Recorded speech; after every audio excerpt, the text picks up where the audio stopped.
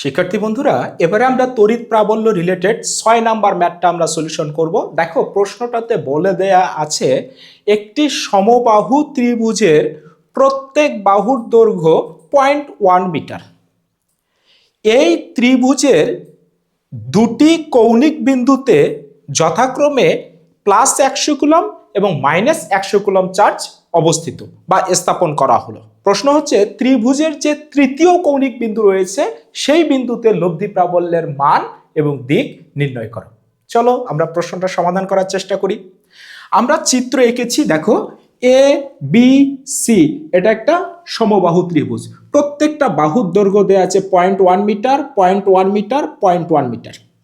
এবং এই সমবাহু যেহেতু ত্রিভুজ, তাহলে এর যে প্রতি কোণ রয়েছে এই প্রত্যেকটা কোণের মান কিন্তু হবে 60 ডিগ্রি করে। এটা আমরা জানি, এটাও 60 ডিগ্রি, এটাও 60 ডিগ্রি, এটাও 60 ডিগ্রি। বলছে যে কোনো দুইটা কৌণিক বিন্দুতে, তো আমি এ ধরেছি আর বি ধরেছি। এতে ধরেছি 100 কুলম্ব চার্জ রয়েছে প্লাস, আর বিতে ধরি -100 কুলম্ব চার্জ রয়েছে। তাহলে বলছে তৃতীয় যে কৌণিক বিন্দু রয়েছে সি বিন্দু, সেই বিন্দুতে এই দুইটা চার্জের কারণে যে এখানে দুইটা প্রাবল্য আছে তাদের লব্ধি প্রাবল্যের মান এবং দিক নির্ণয় করো। আমি তোমাদের ম্যাথগুলো সলিউশন করতে গিয়ে বলেছিলাম যে বিন্দুতে লব্ধি প্রাবল্য বের করতে বলবে তার আশেপাশে যতটি চার্জ আছে, আমার দুটো চার্জ আছে, তাহলে দুইটা চার্জের জন্যই আমরা সি বিন্দুতে যে প্রাবল্যের মান আছে বের করে নেব এবং দিক আছে সেটা আমরা এঁকে নেব, দিয়ে নেব। তারপরের কাজ আমরা পরে করব। চলো প্রথমে আমরা 100 কুলম্ব চার্জ হতে 0.1 মিটার দূরে সি বিন্দুতে প্রাবল্যের মান কত বের করি। তোমরা একটু ভাষাগুলো লিখে নিবা এইভাবে, 100 কুলম্ব চার্জ হতে 0.1 মিটার দূরে সি বিন্দুতে তড়িৎ প্রাবল্যের মান আমি আর লিখতেছি না, তাহলে ধরে নেই সেই মানটা E1। তাহলে বলো তো E1 = আমরা কি লিখতে পাবো? E1 ফর্মুলা জানি 1/4πε0, এখানে হবে কিউ ভাগ আর স্কোয়ার। ওকে, তাহলে 9 গুণন 10⁹, এখানে হবে কিউ এর মান হচ্ছে আমার 100 কুলম্ব, আর কত দূরে? 0.1, তাহলে হবে 0.1 তার উপর স্কোয়ার। এই মানটা যদি আমরা বের করি তাহলে হবে 9 গুণন 10⁹, এত নিউটন পার কুলম্ব। আমরা মানটা বের করে ফেলেছি। তাহলে 100 কুলম্ব চার্জের জন্য 0.1 মিটার দূরে সি বিন্দুতে প্রাবল্যের মান হচ্ছে এত। এবার বলো তো এই E1 এর দিক কোন দিকে হবে? E1 এর কিন্তু দিক হবে, দেখো খেয়াল করে দেখো, এইখানে আমাদেরকে একটা 1 কুলম্ব ধনাত্মক চার্জ ধরে নিতে হবে। তাহলে আমি এই জায়গাতে কলমটা ধরবো, এটাও প্লাস, এইটাও প্লাস, এটাকে ঠেলবে টেস্ট চার্জটাকে, তাহলে তড়িৎ প্রাবল্যের দিক হবে এই দিকে। তাহলে আমরা নাম দেই এটা হচ্ছে E1 এর দিক। ওকে, এবারে আসো তো বি বিন্দুতে স্থাপিত -100 কুলম্ব চার্জের জন্য 0.1 মিটার দূরে সি বিন্দুতেও প্রাবল্যের মান আছে। তাহলে আমরা সেই প্রাবল্যের মানটাকে ধরি E2। তাহলে E2 = তাহলে 1/4πε0, উপরে হবে কিউ, নিচে হবে আর স্কোয়ার। তাহলে এটা হবে 9 গুণন 10⁹, চার্জের মান -100। বলো তো মাইনাস মান কি দেওয়া যাবে? না, শুধু হবে 100। আর কত দূরে? 0.1 মিটার দূরে, তাহলে 0.1 তারপর স্কোয়ার। এই মানটাও বের হবে 9 গুণন 10⁹, এত নিউটন পার কুলম্ব। বলো তো E2 এর দিক কোন দিকে হবে? তাহলে এই জায়গায় আমরা কলমটা ধরবো, এইটা প্লাস টেস্ট চার্জ আর এটা মাইনাস, ওকে টানবে, তাহলে E2 এর দিক হবে এই দিকে, এই দিকে। ওকে, তাহলে দুটো চার্জ ছিল, দুটোর জন্য আমরা মান বের করে নিয়েছি আর দিক দিয়ে নিয়েছি। এবারে এই E1 এবং E2 এর লব্ধি প্রাবল্য কত সেটা বের করতে হবে। বলো তো আমরা ভেক্টরের সামান্তরিক সূত্র পড়েছি, একটা ধরো P আর এটা ধরো Q।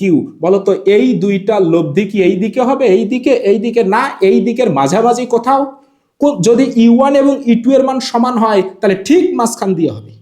আর E1 এর মান যদি বড় হয় লব্ধিটা ওই দিকে সরে যাবে, E2 এর মান যদি বড় হয় তাহলে E2 এর দিকে লব্ধিটা সরে যাবে। তাহলে দুটোর মানে যেহেতু সমান, মোটামুটি আমরা একটু এইভাবে আঁকতে পারি।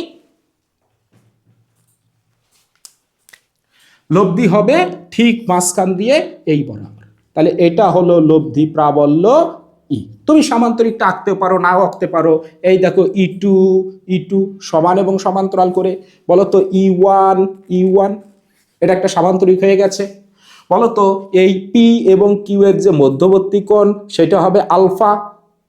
ওকে, আলফার মান কত হবে পরে বের করতেছি। এই লব্ধিটা ই1 এর সাথে যে কোণ তৈরি করবে অথবা ই2 এর সাথে যে কোণ তৈরি করবে এটা ধরবো লব্ধির দিক। তাহলে আমি ই1 এর সাথে ধরলাম হচ্ছে থিটা কোণে ক্রিয়া করছে লব্ধিটা। আলফার মান কত হবে বলো তো? এই খেয়াল করে দেখো, এই পুরা কোণটার মান কত? 180 ডিগ্রি। 180 ডিগ্রি। সেই 180 ডিগ্রি থেকে যদি এই 60 ডিগ্রি কোণটা বাদ দাও তাহলে আমি আলফার মান পেয়ে যাব। তাহলে আলফার মান হবে 120 ডিগ্রি। ওকে, তাহলে আলফার মান পেয়ে গেছি কত? 120 ডিগ্রি। তাহলে আমাকে বলেছে এই লব্ধি প্রাবল্যের মান কত বের করো এবং লব্ধির দিক কোন দিকে। আমি ই1 এর সাথে থিটা ধরেছি, থিটার মান বের করব এবং ই এর মান কত বের করব। তাহলে আমরা তো ফর্মুলা জানি, আমরা ভেক্টরে পড়েছি। লব্ধি আর is equal to root over P square plus Q square plus 2p Q cos alpha. Okay, তাহলে আমরা ই এর মান বের করব। চলো, লব্ধি প্রাবল্য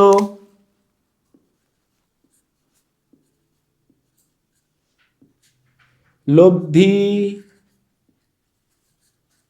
প্রাবল্য E is equal to root over, বলো তো ই1, পি এর জায়গায় ই1 স্কোয়ার, ই2 স্কোয়ার, 2p কিউ। তাহলে ই1 ই2 কজ আলফা। বলো তো আলফার মান হচ্ছে 120 ডিগ্রি, একবারে বসালাম। বলো তো ই1 এর মান তো আমরা জানি 9 গুণন 10⁹, এখানে বসাবা। ই2 এর মান জানি 9 গুণন 10⁹, এখানে বসাবা। ই1 ই2 বসাবা। কজ 120 ডিগ্রির মান -1/2। যদি আমরা ক্যালকুলেশনটা করি লব্ধি প্রাবল্য ই এর মান পাবো 9 গুণন 10⁹, এত নিউটন পার কুলম। এটা আমাদের একটা আনসার। তার মানে তৃতীয় যে কৌণিক বিন্দু সি বিন্দু রয়েছে সেখানে লব্ধি প্রাবল্যের মান হবে 9 গুণন 10⁹। আর একটা জিনিস আমাদেরকে বের করতে বলেছে, এই লব্ধি প্রাবল্যের দিক আমি ই1 এর সাথে ধরেছি। বলো তো লব্ধি প্রাবল্যের দিক কিভাবে বের করব? থিটা, আমরা ফর্মুলা জানি, ট্যান ইনভার্সটা লিখে নেব, ট্যান ইনভার্স। তারপর আমরা ব্র্যাকেট দেব। বলো তো থিটাটা আমি কার সাথে ধরেছি? ই1 এর সাথে ধরেছি। তাহলে ই1 এর মানটা লিখবো নিচে, আর ই2 আছে বাকি, তাহলে ই2 উপরেও হবে নিচেও হবে। বলো তো উপরে থাকবে সাইন আলফা, নিচে থাকবে হচ্ছে কজ আলফা, আর আলফার মান হচ্ছে 120 ডিগ্রি। আমরা একটু একবারে বসালাম 120 ডিগ্রি। বলো তো সাইন 120 ডিগ্রি মান, কজ 120 ডিগ্রি মান, ক্যালকুলেটর চাপ্পা, ই1 ই2 এর মান বসাবা। বসালে এই জায়গায় যে আমরা মানটা পাবো, তাহলে ট্যান ইনভার্স মানটা পাবো 1.732। এই যে এইটুকুর মান আমরা পাবো 1.732। আর ক্যালকুলেটর যদি আমরা চাপি তাহলে থিটার মানটা পেয়ে যাব 60 ডিগ্রি। এটা আমাদের আরেকটা আনসার।